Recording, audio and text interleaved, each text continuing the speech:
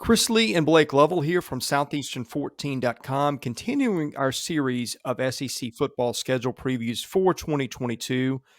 Now we arrive at the defending national champions who, Blake, don't exactly have the most interesting schedule around. In fact, Phil Steele ranks at 60th nationally, which is really hard to do in the SEC. Georgia, of course, benefits by not playing Georgia. But other than that first game on the schedule, and I mean, there's a couple others we'll get into later that could be interesting, but nothing in spite of Georgia replacing 15 players who got drafted into the NFL. You just look at these games on that Georgia schedule and not a lot where you're really in doubt about who's going to win. Yeah, in terms of experience, there are some teams that are a lot more experienced in the SEC, but I think it's like you said, Georgia, you just know you're going to have to replace some guys. And I think that's probably your best hope if you're trying to find some losses for Georgia somewhere. It's just you're hoping that maybe when you plug in some different guys, it doesn't necessarily, work as smoothly as it did last year. But I still think as of right now, you mentioned that they would be favored in every game they play right now. They'd be favored to go undefeated. But their toughest game will be week one, I think, against Oregon, just because I don't know if, maybe there's a couple other teams on the schedule that could be better than Oregon by the end of the year. I don't think so necessarily, but um, I think it's just the setup, knowing that it is your first game, you're having to replace some guys. Oregon's a team that a lot, again, probably outside of the Georgia game, Oregon will probably be favored in every game they play. So I think it's one of those things to where you really circle that first one. But if if Georgia comes out and let's say wins this game by 2 touchdowns, I think you're looking at the rest of that schedule and going, I just don't see a lot there. Honestly, outside of probably, I mean, the Florida game in Jacksonville is always interesting, but I think we probably in agreement that Florida's. I think they'll they'll make some strides this year, but I don't think they're going to be to Georgia's level necessarily. Tennessee and Athens, that's a tough game, but it's in Athens because I think they're high expectation. Tennessee at Kentucky, maybe a little tricky depending on where Kentucky's at. But you also know if you're Georgia, you're getting everybody's best shot. So you could circle all these games at South Carolina, Mississippi State, all these others. But we just compare it to the other schedules in the SEC. This one to me just doesn't really pack that type of scary punch that some of the others do. Yeah, I think the scariest game, as you said, is week one. And Oregon is expected to be around a top 15 team nationally. Opinions are split on them. Georgia has 7 home games. This is really the 8th because it's in Atlanta. So it's obviously going to have a lot more fans in the Mercedes-Benz Dome than is Oregon. But the thing that you wonder about, not only is it a first game, which sometimes turns out to be weird, but you got a guy on the other sideline in Dan Lanning, and you wonder if he's able to take some of the state secrets with them and use them against his old boss and Kirby Smart. Yeah, game one, I think, is always we've said it in all these previews we've done. It's having one of these games to start the season is I mean, there's, again, Georgia's going to be favored, but I think there are still some questions you have, knowing that this is your first, it's your first test of the season, and you're not just picking up where you left off last year because you have a different roster, and so I think there will be some things that, of course, Lanning and company will try to exploit a bit. Knowing some of the guys that Georgia did lose and having to plug in some new guys, and so I think that will be interesting just from a matchup standpoint. But again, I think you look at this and like I said, I mean, I think Oregon's probably going to be favored in every game they play in besides this one. So it's not like you're going up against a team that, doesn't have a chance to run the table if they beat Georgia.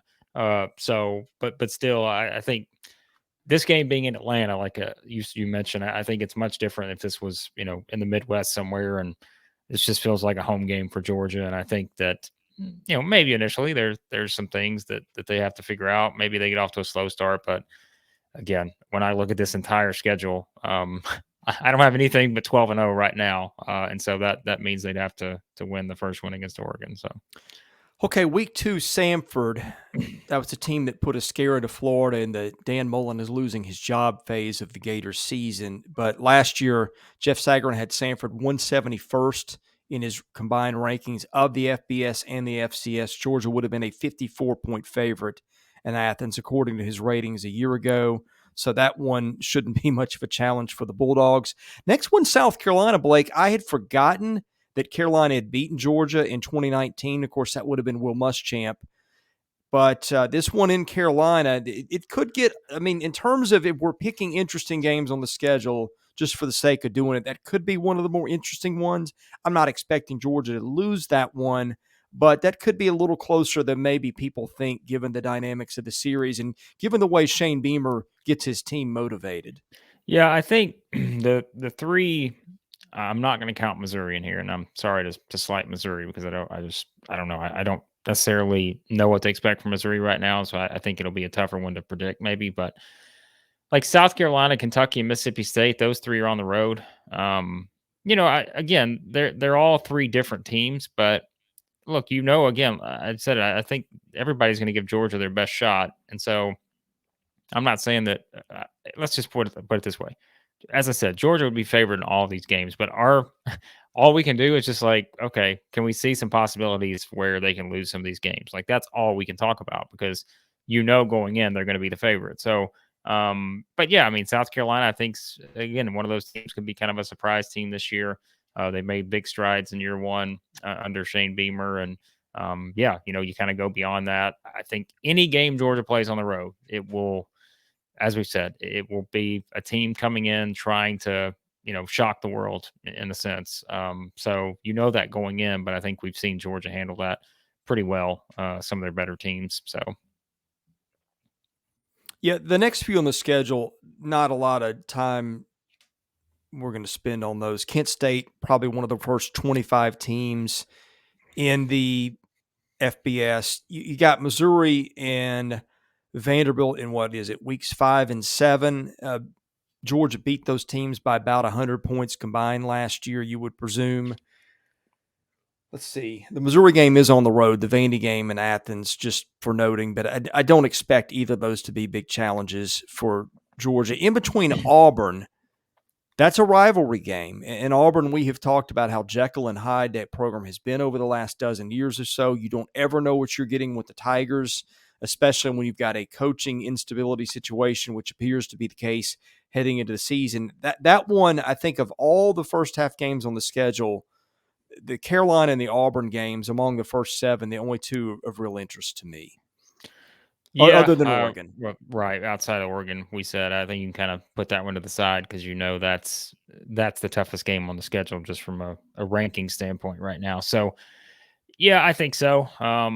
It could go, who knows, right? Like if Auburn's playing inspired football and they're just maybe have exceeded expectations at this point, they come in riding high and maybe it is kind of a close game, or it's the opposite where there's just been a lot of, back and forth and inconsistency and they come in and get beat by 4 touchdowns. It's one of those things. So, yeah, I think that's one, again, this game's in Athens. I think you kind of look at it and, yeah, you could make the case for Auburn, I suppose, and a couple different things maybe in different scenarios, but I just don't.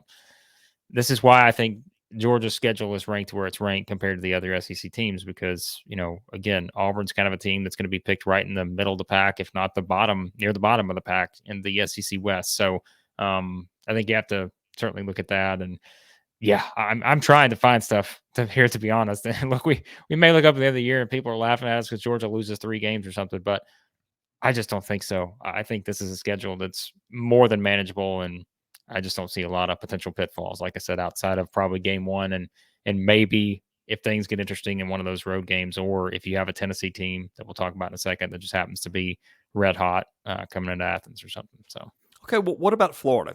That one always played in Jacksonville. Georgia won that one easily last year. I think it was 34-7. New coach in Gainesville. He's got some time at that point to get ready. Georgia does have a bye week heading into that one, though. Yeah, I don't see it. I just don't. I think it's, again, and I'm someone too that, Florida could be pretty good this year. I really think that there's a chance for, Napier to get them on track in year 1, but I just don't. I'm not gonna, I just don't. Again, and here's the deal: like if we were talking about this on October the 15th, and Florida's done this and that, and they've won these huge games, we talked about they got a big game to open the season, right, against Utah. If for some reason, Florida's done some things like that, won some those kind of games heading into it, then maybe we feel a little bit different. But I think as of right now, we're talking about this in July. I just don't.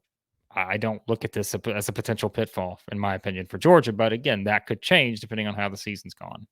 Well, Florida also has some depth issues, and that could be the point of season where it's taking its toll. So that's another thing that would seem to favor Georgia.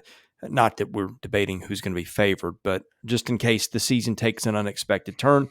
Tennessee, that one is going to be in Athens. I think if it's in Knoxville, it's a lot more interesting. The Vols, of course, can score and play at a pace with just about anybody. But, the old adage is defense trumps offense, and Georgia is certainly going to be a lot better on that side than is Tennessee. Yeah, I mean, I'm staying on the Tennessee bandwagon for now, and maybe that changes a month into the season. But I expect them to be pretty good. So I think this will be one of those games for Georgia. You circle, knowing the type of offense and the tempo and everything. That's going to always present a challenge, especially I think with the roster that Tennessee will have this year. So I think this one, like you said, it's much different if this is played in Knoxville. I think you're getting a lot more intrigued by the possibility of maybe a win for Tennessee. But I still think again, there's only so much we can say, knowing that Georgia's going to be favored, and maybe it's just a matter of how much are they favored by in a game like this. Are they favored by a touchdown? Is it lower than that, depending on where Tennessee is? We'll see. But yeah, I mean, I think Tennessee will be better, and probably, in my opinion, I think that'll be the. I don't know. Like I go back and forth because I'm looking at Kentucky down here. And I'm thinking that game's on the road. We know kind of what you could get from Kentucky's offense.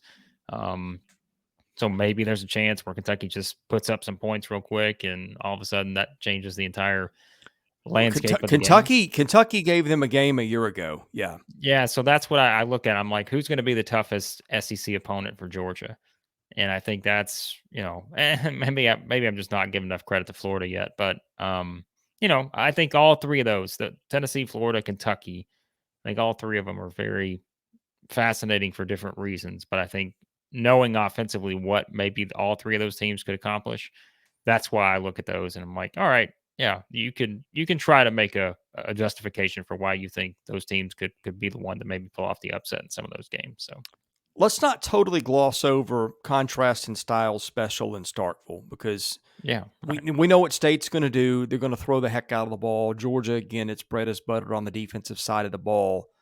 Late in the season, you never know what kind of year it's going to be for State. That one's got the possibility of some intrigue too. Yeah, the pirate, he'll try to come up with something. So I mean, and that's the thing. Like the more you actually look at this, I think that's always important. It's not just looking at the team, maybe what the expectations are, it's what style do they play, right? And I think that's the thing. Like when we're talking about Tennessee, like it's just you look at the tempo, you look at the number, of plays you're going to get with them, those kind of things. But then Mississippi State, that's a different one, like you said. And we talked about Kentucky. Kentucky's got a quarterback that is going to be really good, and he's going to be looked at by a lot of NFL people, and we know elsewhere what else they have on offense. So I think those are the things that, when you're trying to look at a schedule like this and understanding that there is one team that's going to be favored in these games. But when you look at the opposite side, I think you just said it. I mean, I think that's the case you try to make. And, like I mentioned, I don't think Georgia's going on a 3-game losing streak here or anything in these three. But if you're trying to find something, I think you start with what's the contrast. And like you just mentioned, that's when you look at a team like Mississippi State and they just play completely different. So Final game, Georgia Tech, that one in Athens. Georgia won that one 45-0 a year ago. Tech good luck. and some down times. It's a rivalry game, and so that always makes a game like this a little bit of a wild card. But sitting here in July, you really have to squint and then some to see this as an interesting game, given the trajectory of Tech's program. Yeah, Georgia shut them out last year. Another shutout this year is probably the possibility. But we'll see. We'll see where Georgia Tech's at this point. But yeah, I don't even think twice about this game right here. So Well, if your team has been shut out on our schedule preview so far, don't worry. That preview is coming. We are now, I think, about 2/3 of the way through the SEC.